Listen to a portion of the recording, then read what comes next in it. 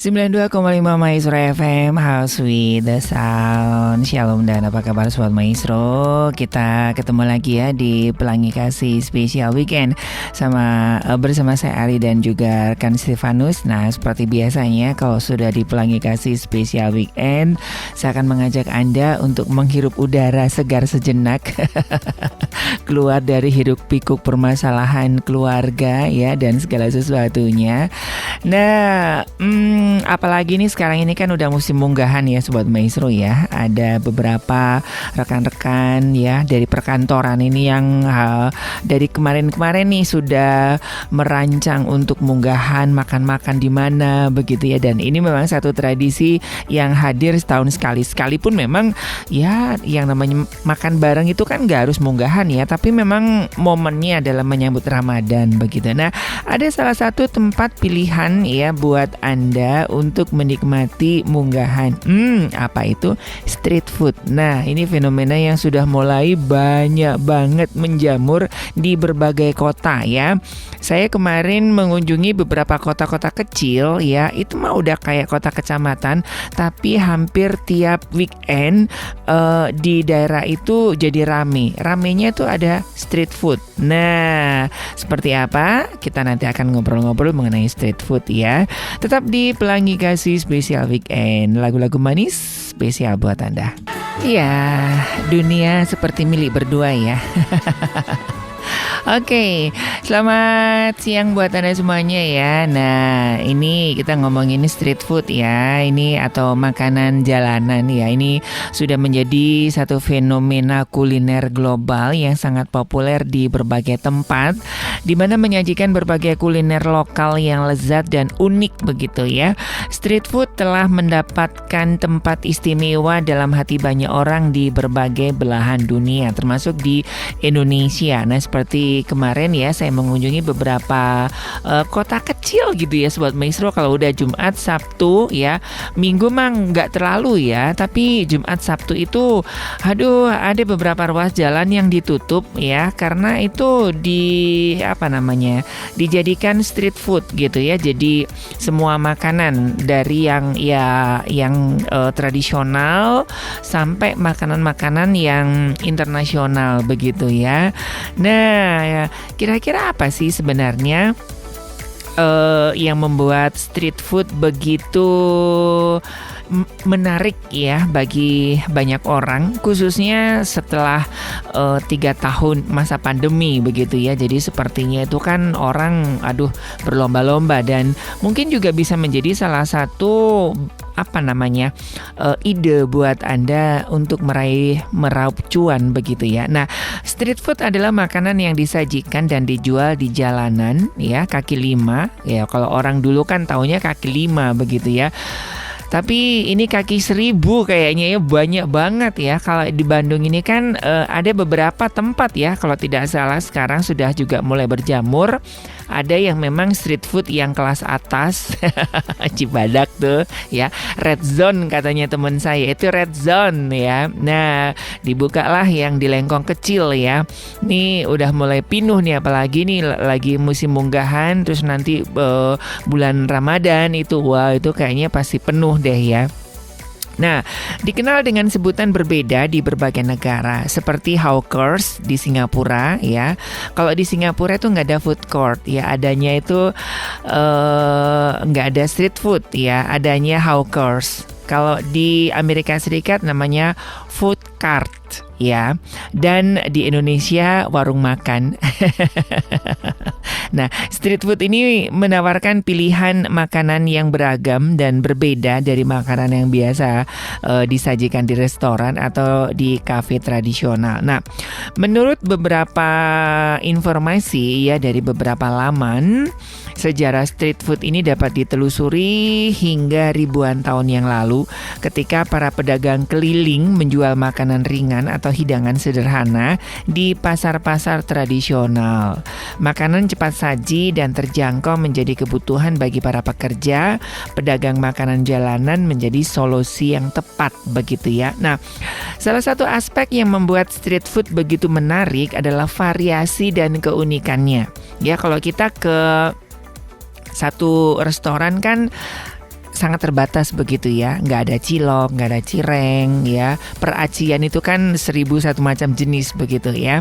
Nah, setiap daerah atau kota memiliki makanan jalanan yang khas dan itu mencerminkan budaya serta tradisi kuliner lokal begitu. Nah, nanti kita akan coba tengok. Oke, kita nikmati dulu, ini ada Hiroaki Kato ya dengan Beda Selera. Ya, nah itulah pilihannya di street food ya. Setiap orang beda selera, jajanin aja di street food. Iya, satu lagu indah ya Sobat Maestro ya. Beda selera begitu ya, tapi tetap satu, NKRI. Jangan beda selera pacaran jadi berantakan ya. Ya, tapi ya memang itulah ya. Setiap orang kan memiliki selera yang berbeda-beda ya. Nah, biasanya street food itu bisa menjadi pilihan ya Sobat Maestro ya. Dan biasanya kalau kita ke luar negeri misalnya, ataupun orang-orang yang orang-orang Jakarta misalkan ya, waduh di Bandung ada jajan, ada kuliner baru apa gitu ya, ada hidden gem yang baru gitu kan, waduh. Nah, street food ini kan juga bisa menjadi satu sarana berinovasi untuk menciptakan kreativitas olahan-olahan dan juga menu-menu begitu kan. Di Bandung ini bermunculan begitu ya, ada yang kafe bawah pohon, ada kafe di atas pohon gitu, ada yang kafe di hutan, ada yang kafe tapi itu bener-bener serem Sobat Maestro, horor gitu ya. Jadi saya pernah nemuin tempat makan itu di puing-puingan rumah roboh. Itu ada di Dago Atas ya. Aduh, tapi makanannya tuh hauce gitu kan. Tapi ya memang gitu. Jadi kayak itu bener-bener kita tuh di rumah roboh gitu kan. Jadi rumah roboh dijadikan kafe gitu, jadi masih ada puing-puingannya gitu kan. Terus toiletnya juga gitu ya, jadi ambrol gitu. Jadi lucu ya. Nah, ini kan menjadi daya tarik tersendiri. Nah, termasuk juga food street ya. Nah, setiap pengunjung yang misalkan ke Singapura, biasanya itu kan ke kampung daerah apa sih Bang Arman yang udah pernah ke Singapura? Bugis ya, di daerah Bugis, kampung Bugis. Nah, itu food court ya, bukan food street ya. Nah, terus juga di Malaysia itu kan di Malaysia itu di Bukit Bintang tuh yang banyak ya. Itu udah lama itu, aduh keren-keren. Terus di Thailand ya, dari yang ekstrim sampai yang nggak ngerti lah ya, itu di luar Nurul gitu ada gitu. Nah, teman-teman yang ke Bandung juga ataupun yang mengunjungi kota-kota, yang ditanya pasti di sini ada street food enggak? Dan itu membangkitkan usaha ya, UMKM ataupun orang-orang yang mungkin agak susah karena pandemi ya, kena PHK, dan itu menjadi sebuah pilihan untuk melanjutkan hidupnya, untuk mengais keuntungan ya dengan membuat aneka jajanan yang unik-unik begitu ya. Nah, dan setiap kota memiliki ciri khas yang berbeda begitu ya. Tapi Indonesia kayaknya masih belum sih ya, masih belum, sedikit lah masih didominasi dengan makanan-makanan Jepang dan Korea yang di street foodnya gitu ya. Sama cilok sama seblak tuh Sobat Maestro ya. Kemarin saya ke Cirebon ada cilok dan seblak. Ke Semarang juga ada cilok dan seblak. Ke Solo juga ada cilok dan seblak. Itu ya menjadi favorit. Dan yang menjadi favorit primadona di street food adalah martabak. Ya, itu nggak di street food juga dicariin begitu ya. Nah, nanti kita akan lihat di beberapa negara street food apa, makanan apa yang menjadi primadona di sana ya. Oke, ada bebas. Ini aransemen baru dari Iwake. 92,5 Maestro FM House with the Sound. Masih di Pelangi Kasih Spesial Weekend ya. Saya Ari dan juga rekan Stefanus masih bersama-sama dengan Anda. Nah, kalau Anda misalkan pilihannya apa nih Sobat Maestro ya, kalau di street food gitu kan. Dan street food itu kan nggak bisa ditebak ya Sobat Maestro ya. Minggu ini ada apa, minggu depan ada apa gitu kan. Jadi itulah yang menjadi daya tarik ya. Kecuali kalau misalkan memang itu sudah menjadi lapak spesialnya dia di situ gitu kan. Tapi kalau sama lah kalau seperti market tumpah gitu ya. Pasar tumpah gitu kan. Nah, jadi kalau street food biasanya sih sekarang lebih dikoordinir dengan baik begitu ya. Nah jadi contohnya misalkan kalau kita ke Thailand ya, itu kan memang ada beberapa daerah yang memang wah kalau kepingin nikmati makanan yang kayak begini itu di daerah ini kalau begini di daerah ini gitu. Nah, di Indonesia belum ada yang segmentasinya kayak begitu gitu ya. Ya paling ada dua aja, yang red zone sama yang umum gitu ya. Kalau red zone ya di Cibadak. Ya gitu ya. Saya baru tahu nih anak-anak ABG gua itu mah street food red zone gitu ya, karena ada yang itu ya, ada yang kalau bilang halal dan non halal. Iya betul ya, halal dan non halal itu kan di sana. Tapi kalau yang di Lengkong kecil itu kan semuanya halal gitu ya. Jadi dan lebih menengah ke bawah begitu ya, tidak terlalu mehong ya.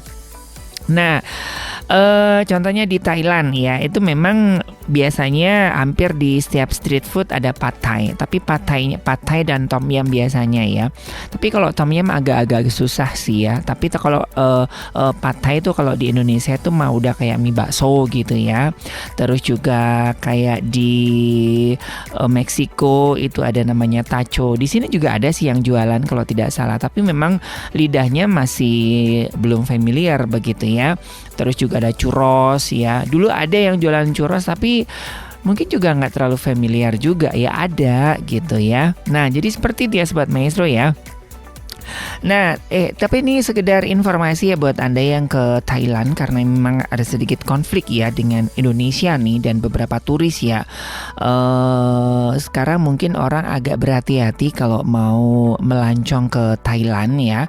Karena yang pertama itu mulai sekarang pemerintah Thailand itu sangat ketat dengan para turis yang datang ya. Jadi minimal orang yang datang ke sana harus membawa uang 6 juta rupiah begitu ya. Jadi kayak nggak kasih deposito gitu ya. Jadi orang ini aman gitu. Jadi selama dia di Thailand, dia tidak mencuri, dia tidak mencari pekerjaan dan segala macamnya begitu ya.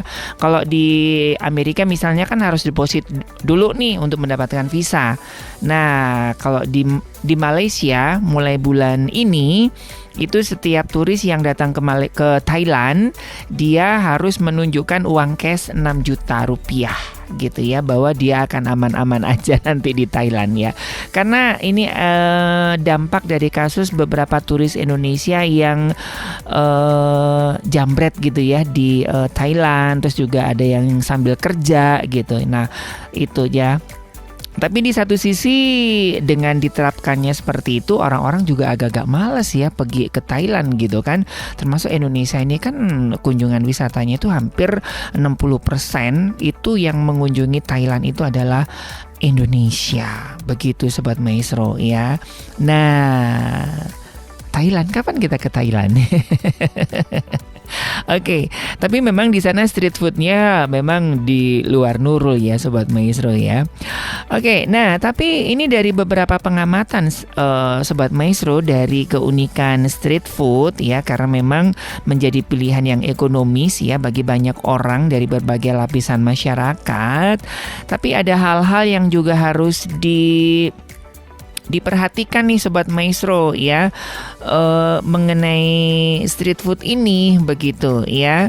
Tantangan dan masalahnya juga ada. Yang pertama adalah masalah higienis ya, masalah kebersihan dan kesehatan, karena itu kan terbuka banget ya, terbuka gitu kan, apalagi dengan debu, lalat dan segala macamnya. Nah itu mempengaruhi kualitas makanan dan potensi terkontaminasi. Nah karena itu beberapa pemerintah telah mengambil langkah mengatur dan mengawasi pedagang jalanan untuk memastikan kualitas makanan dan juga keamanannya.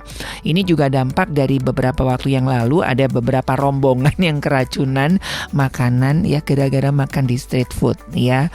Begitu. Nah, di banyak kota-kota besar, street food telah menjadi bagian dari kehidupan sehari-hari dan bahkan menjadi destinasi wisata kuliner tersendiri.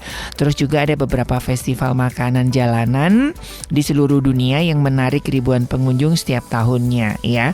Jadi itu memang ada bulan-bulan tertentu. Bahkan sekarang ada hampir setiap mall juga mengadopsi konsep street food ini ya. Kayak yang baru tuh yang kemarin juga ya menyajikan street food. Sudahkah Anda ke sana? Saya belum. Ajakin dong. Oke, tapi bagaimanapun juga ya kata Yura Yunita ya harus bahagia. Ya, kita harus bahagia ya Sobat Maestro ya. Nah, ini buat Anda yang mungkin hari ini mau munggahan. Nah, mungkin juga street food ini bisa menjadi pilihan ya buat Anda. Nah, ini ada 7 street food yang di belahan dunia yang menggugah selera ya. Dan yang pertama ini yang seperti saya tadi sampaikan bahwa street food yang ada di Indonesia itu memang masih dikuasai oleh makanan-makanan Jepang dan juga Korea begitu ya. Nah, salah satunya adalah takoyaki. Dan Jepang ini dikenal dengan kekayaan street foodnya dan salah satu hidangan yang sangat populer adalah takoyaki. Bola-bola kecil berisi potongan gurita dituang dengan adonan tepung ya. Pasti Anda sudah tidak asing lagi gitu kan dengan saus dan berbagai pilihan. Terus juga ada churros nih Sobat Maestro ya, makanan kecil asal Spanyol, adonan terigu yang dipanggang atau digoreng hingga berwarna keemasan dan kemudian ditaburin gula bubuk dan kayu manis ya. Terus ada yang dicocol dengan coklat begitu. Dan selanjutnya ada pad thai ini dari Thailand ya, ikonik banget dan ini biasanya sangat sayang untuk dilewatkan ya. Oke, ini ada Boy William dan Rosa dengan Kau. Iya, kalau udah berbicara mengenai kuliner ya Sobat Maestro ya, itu kan menggoda dan ada yang mengatakan bahwa kuliner ini kan salah satu hal yang gak akan ada matinya ya. Jadi selama masih ada yang namanya makhluk hidup ya, usaha di bidang kuliner ini akan terus berjalan ya. Nah, jadi buat Anda yang ada usaha kuliner khususnya ya boleh menjadi bermitra dengan Radio Maestro untuk kami perkenalkan usaha Anda dan usaha Anda bisa dikenal oleh masyarakat lebih luas begitu ya. Silakan bisa menghubungi tim marketing kami ya. Nah, ini seperti tadi sudah saya singgung bahwa memasuki bulan Ramadan ya hampir setiap kota itu juga menggelar ya biasanya 2-3 hari pasar kuliner di berbagai daerah dengan menghadirkan makanan-makanan yang mungkin hadirnya hanya ada 1 tahun sekali di bulan Ramadan begitu ya, termasuk di Bandung, di ya semualah kota-kota besar yang ada di Indonesia ya, mencoba untuk menghadirkan dan mengenang kembali masa-masa kecil dengan baik itu cemilan ataupun juga makanan-makanan yang munculnya hanya setahun sekali dan itu ada di pasar kuliner begitu. Nah, biasanya ini kan sesuatu keseruan ya untuk berburu kuliner ya di munggahan ataupun mungkin juga selama bulan Ramadan, dan ini kan juga menjadi peluang baru buat Anda yang mau usaha kuliner begitu ya. Oke, dan ini yang sudah menjadikan rutin ya event tahunan ini adalah di Yogyakarta ya, di Semarang. Nah, ini di Yogyakarta sendiri menjelang Ramadan ada pemandangan berbeda di halaman depan dan belakang markas kepolisian daerah istimewa Yogyakarta. Selama 3 hari berturut-turut ya, dari tanggal 7 sampai 9 Maret itu ada pasar kuliner begitu ya. Ada event bertajuk Wiwitan Poso yang menyuguhkan pasar kangen, semacam pasar tradisional dengan beragam kuliner jadul ya, zaman dulu ya. Nah, mungkin buat Anda yang kangen dengan makanan-makanan daerah ya, yang mungkin agak susah begitu ya, seperti es goyang, es gabus, sate kere ya, susu klepon, dawet ireng, gandos ya, jenang kluwo ya, dan banyak sekali makanan khas Jawa. Nah, silakan ya bisa mengunjungi Yogyakarta ya. Di Semarang juga banyak ya Sobat Maestro ya. Itu di daerah Simpang 5 itu juga menggelar ya, sekalipun di sana adalah pusat kuliner di Semarang, tapi memasuki bulan Ramadan ini juga sama dengan Yogyakarta ya, menggelar pasar kuliner gitu ya, dan tentunya harganya juga sangat bersahabat ya.